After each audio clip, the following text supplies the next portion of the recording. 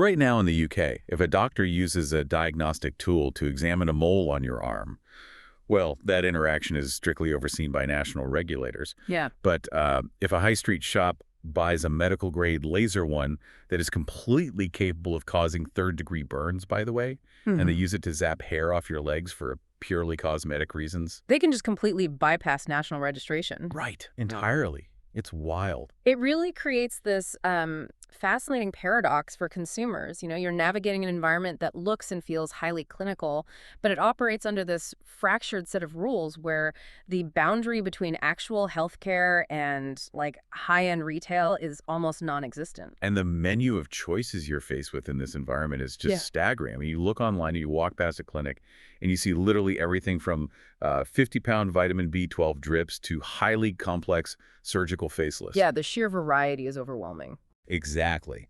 So to figure out what is actually happening behind those frosted glass doors, we're doing a deep dive today using a massive stack of sources.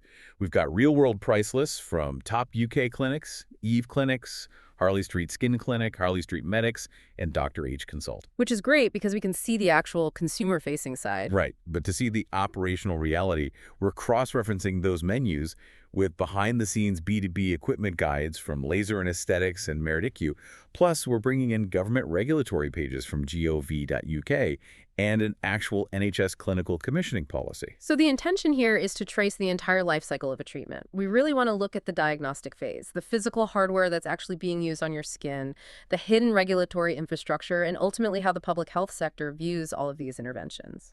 Yeah, our mission is to peel back all that polished marketing and show you exactly what you are paying for, how this tech fundamentally interacts with your biology, and the surprising rules governing who gets to use it. Okay, let's unpack this. Well, the logical starting point is the very first barrier to entry you encounter on almost any of these clinic websites, which is the consultation fee. Oh yeah, the sticker shock right at the front door. Right. Because before any procedure is even booked, you're typically looking at a mandatory charge just to speak with a practitioner. We see this really clearly with the London Skin Clinic. They published this very detailed blog post explaining their £100 see and treat consultation fee. And they make a massive point of stating that this is a standalone charge.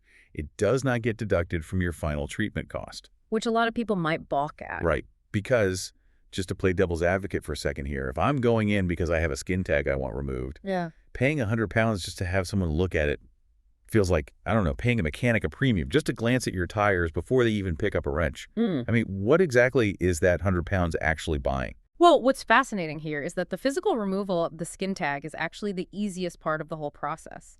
That £100 fee pays for the GMC-registered surgeon's diagnostic capability. When they look at that lesion, they aren't just using the naked eye. They are using a specialized tool called a dermatoscope. Wait, a dermatoscope? How does that give them more information to just like a really good magnifying glass? So a dermatoscope uses polarized light to cancel out the surface reflection of the skin. Oh, wow. Yeah, it's pretty incredible. This allows the practitioner to see the subsurface structures, the pigment networks, and all the microvascular patterns underneath the epidermis. They are looking for the chaos and asymmetry that basically define a malignancy. So what looks like just a slightly irritated skin tag to you or me could structurally be like a nodular melanoma. Precisely. And if a clinic were to operate more like a retail checkout, just removing whatever the customer points to without that diagnostic step, they could accidentally destroy the primary evidence of a life-threatening cancer. That is terrifying. They'd basically be sending the patient home thinking the problem is totally solved, while cancer cells are potentially spreading to their lymph nodes. Exactly. So by making the consultation fee entirely separate from the procedure cost, you remove the financial pressure from the diagnosis. Oh, I see. The doctor gets paid for their medical opinion, regardless of whether you actually go through with the procedure. Right. It establishes the baseline that you are receiving a medical diagnosis, not just, buying a cosmetic service off a shelf. That structural separation makes a ton of sense, and you can actually track how clinics value that specific diagnostic and technical expertise in their tiered pricing. I mean, Dr. H Consult provides a perfect example of this. They really do. If you want a cosmetic laser removal of a mole there, the procedure is £450 if it's performed by an associate doctor. But if you want Dr. H himself to perform the exact same procedure, it's £750. Yeah, that's a significant jump. And then you look at highly specialized treatments, like the Taylor Liberator subcision for acne scars, which is priced at 2,500 pounds. Right. And the subcision example is really critical for understanding value in this space because subcision isn't just pointing a laser at your face. It's an actual minor surgical intervention. So what are they doing for 2,500 pounds? Well, the practitioner uses a specialized needle or an instrument like the Taylor Liberator underneath the skin to physically sever the tough, fibrous bands of scar tissue. Those are the bands that are pulling the surface of the skin down and creating those deep acne craters. Oh, wow. So you're basically paying for the practitioner's tactile understanding of facial anatomy at that point. They have to know exactly how deep to go to release the scar without, like, severing surrounding nerves or blood vessels. Yes, exactly. The premium you're paying is for their pattern recognition and anatomical mastery, which is built over thousands of hours of clinical practice. But, the human expertise is only half the equation here. Right. The other half of what drives these crazy high price points is the actual physical hardware sitting in the treatment room. Yeah, let's talk about that hardware because these treatment menus read like a highly technical engineering catalog. You see acronyms everywhere. IPL, NDYAG, PICO, CO2, fractional. Alphabet soup.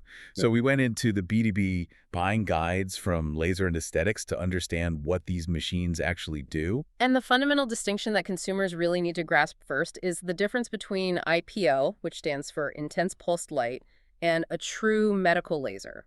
Because they're often marketed completely interchangeably for things like hair removal, right? Yes, but the physics of how they interact with your skin are completely different. Okay, so based on the guides, IPL emits a broad spectrum of light all at once, hitting multiple wavelengths. So if IPL is scattering light across a wide area to treat, say, general redness and some pigmentation simultaneously, it acts a bit like a shotgun. That's a great analogy. But a true laser uses a single, highly concentrated wavelength of light to hit one specific target, Yeah. meaning the laser is more like a highly calibrated sniper rifle. That is the perfect way to visualize it. And because the laser operates as a precision tool, the practitioner has to select the exact right wavelength for the patient's specific biology. Which I imagine becomes a huge safety issue. It becomes a critical safety issue, especially when we look at skin tone, which is measured clinically on the Fitzpatrick scale. Right, and the scale goes from type I, which is very light skin, all the way to type 6, which is very dark, melanin-rich skin. But surely any modern laser has a dial you can just turn down to make it safe for darker skin. You'd think so, wouldn't you? But it's actually not about the power output at all. It's about the physical wavelength of the light and what that light prefers to absorb into. Oh, interesting. Yeah, so lasers target specific chromophores. In the case of hair removal, the target is melanin in the hair follicle. Now, alexandrite lasers are incredibly effective, but their specific wavelength is highly absorbed by melanin. Wait, meaning if you use an alexandrite laser on Fitzpatrick type V or VI skin, the light never actually makes it down to the hair follicle. Exactly.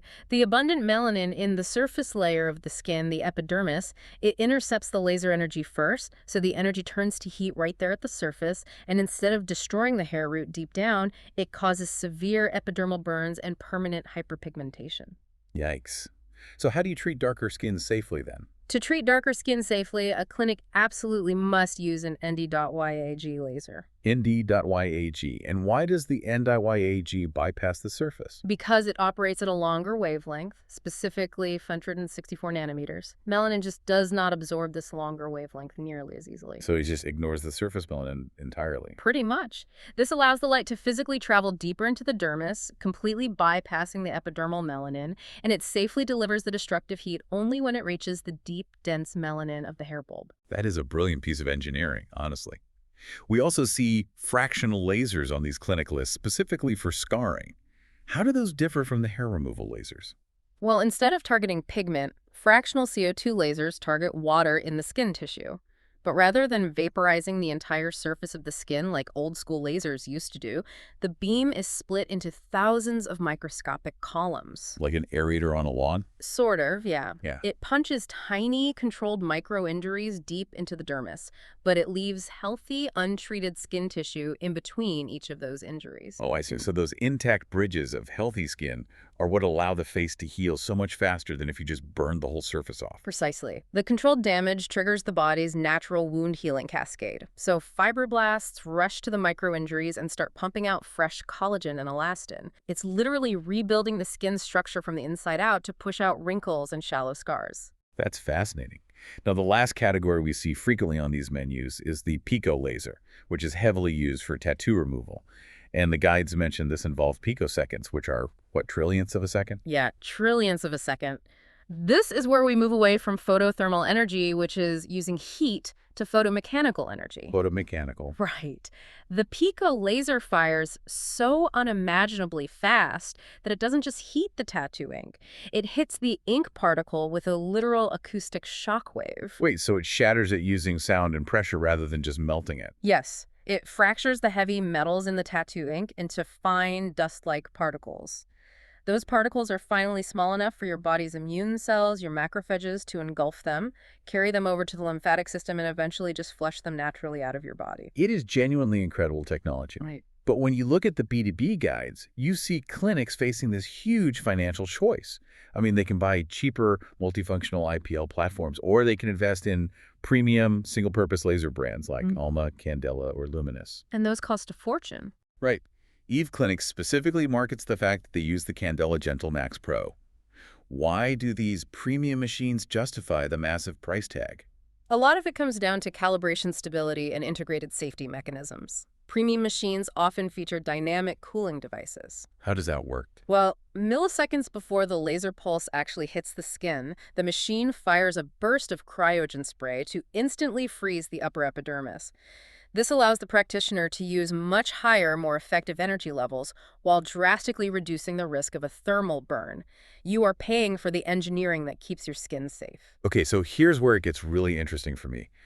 We are talking about machines capable of vaporizing tissue, shattering heavy metals under the skin, and causing permanent burns if the wavelength is wrong for your skin tone. Yeah, serious medical devices. Logically, the government must have a massive regulatory body inspecting every single clinic that owns one of these machines, right? You would think so. But the reality of the regulatory landscape is much more fragmented.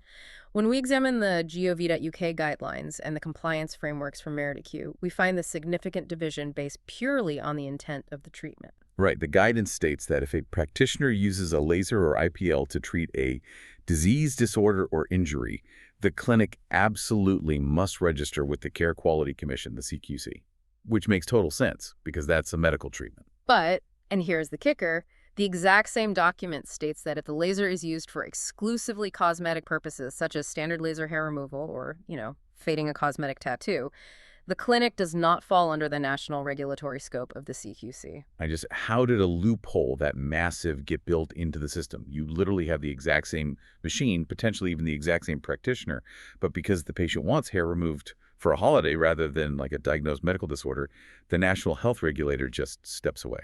Yeah, if we connect this to the bigger picture, it really stems from how the mandate of the CQC is legally defined. It's built around health and social care, not consumer beauty services. Okay, but the machines themselves are still regulated, right? Oh, yes. The physical devices are still regulated by the MHRA, the Medicines and Healthcare Products Regulatory Agency, which requires UKCA or CE safety marks.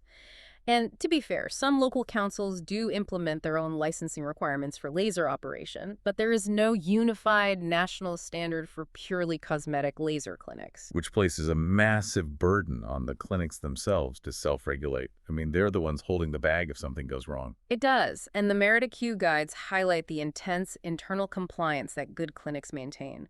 They adhere to the control of artificial optical radiation at work regulations just to protect their staff and patients from stray laser reflections. Stray reflections can blind you, right? Exactly. So they implement rigorous clinical governance, keeping precise logs of every pulse fired and the exact energy settings used. And we haven't even touched on the data privacy aspect of all this. These clinics are taking detailed medical histories and highly sensitive before and after photographs of patients, often in various states of undress, just to track the efficacy of body contouring or scarring treatments. Which requires extremely aggressive GDPR compliance. That data cannot just sit in a camera roll on a clinic iPad. It must be encrypted and stored in specialized clinic management software. Right. So when you see top-tier clinics charging a premium, you're largely paying for this invisible infrastructure. They voluntarily adhere to CQC-level standards, they invest in expensive data security, and they pay for continuous staff training. even when the law doesn't strictly force them to for cosmetic work. That's a great point. That context completely reframes the sticker shock we talked about earlier. It really does.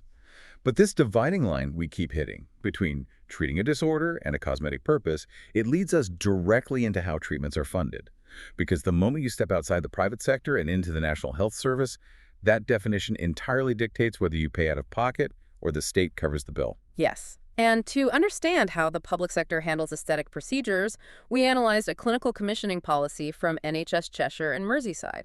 The document is CMI CB Clins 055. Quite a catchy title. Very catchy. And it specifically addresses interventions for scarring, including laser therapy and chemical peels. So the document categorizes these treatments as a Category 2 intervention.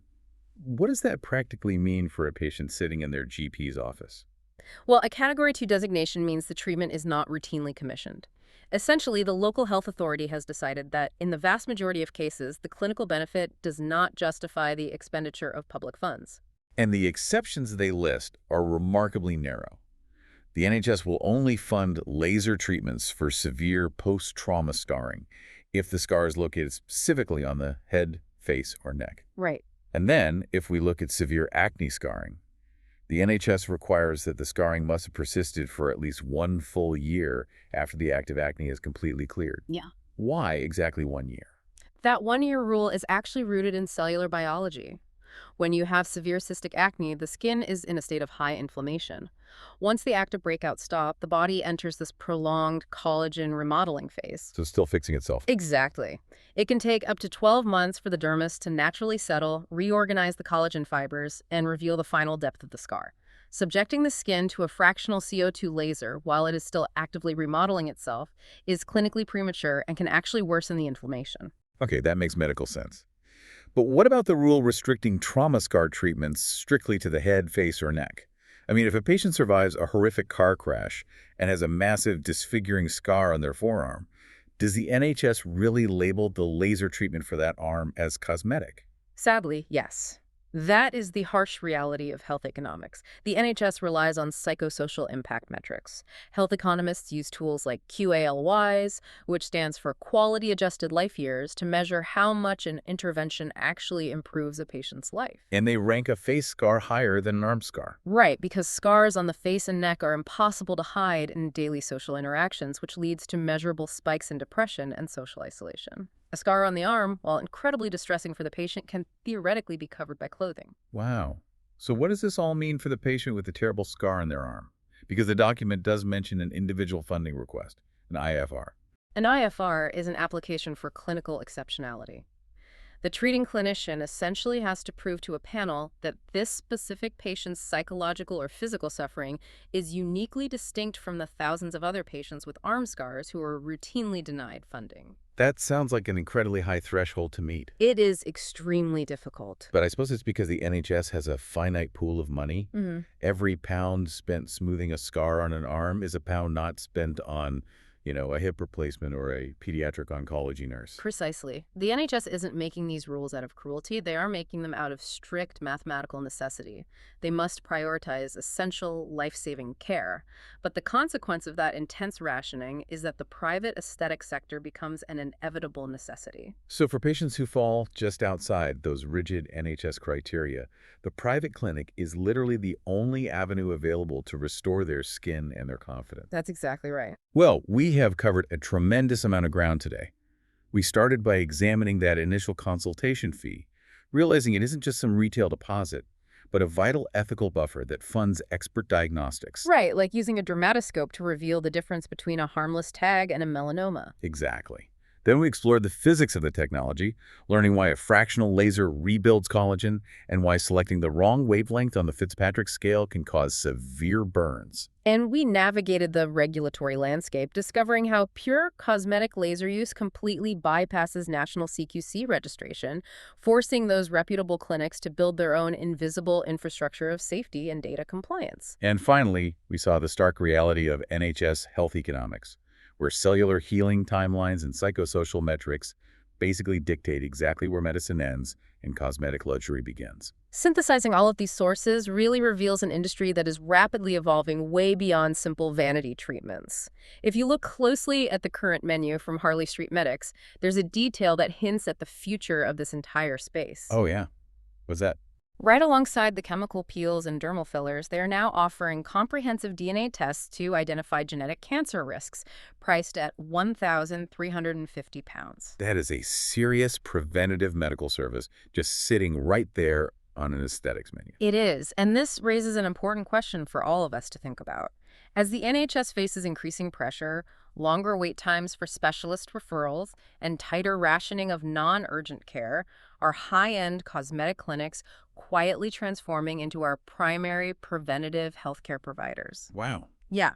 Will the private clinic of the next decade be less about buying a smoother complexion and much more about purchasing the personalized, immediate medical attention and diagnostic technology that the public system can no longer afford to give you? That is a profound shift in how we view healthcare. And it means we all really need to become much more literate consumers of these services.